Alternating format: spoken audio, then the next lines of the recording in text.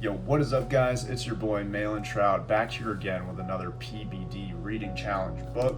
This time it is Pitch Anything by the author Oren Klaff. Now, like any of these videos that I post, I'm going to recommend you pick up the book yourself, read it yourself, study it yourself, and apply the concepts yourself, because that's really what's going to provide the biggest value. That being said, I hope this video adds value to your life. The first key takeaway I got from this book is the importance of understanding the human brain and some of its functions. The first thing that the author brings up is the croc brain. This is, I believe, the amygdala. This is the emotional brain. This is the reptilian brain that really operates from a place of fight, flight, or I believe it's reproduction. It's like the base, most animal part of our brain, and how when we're starting sales conversations, that this is really the brain that controls the majority of our prospects' decisions. So it's important to understand it and work through it so that you could get further on in a sales conversation. To understand that the dominant part of a person's brain that's working is their croc brain, the emotional side of things.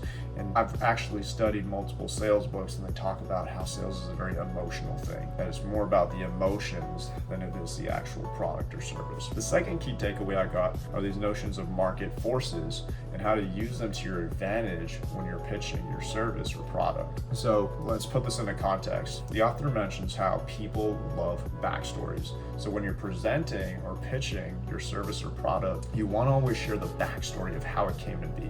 Now, the how it came to be part is where market forces apply. There are three main market forces. The first one is economic. What has changed in the economy? What has changed financially that this product or service that I'm offering is valuable right now? What has changed socially? What are the behavior patterns of people now, and how has it changed over time? And how does that apply to the product or service I'm offering? And the third one is technology. As you might guess, how has technology changed that brings relevance to my product or service and the value it's going to provide the customer now? So market forces, when you're presenting the backstory of your product or service, how it came to be, and the value, features, and benefits it adds, walk through the economic, social, and technological changes. The third key takeaway I got out of the book is how important understanding different frames are. Now, when we talk about frames, he mentions that everybody looks at life through a lens. Everybody has their own perspective, and at any given time there's only one dominant frame that is being set. So there are different kinds of frames. There's a time frame, there's a prize frame, there's a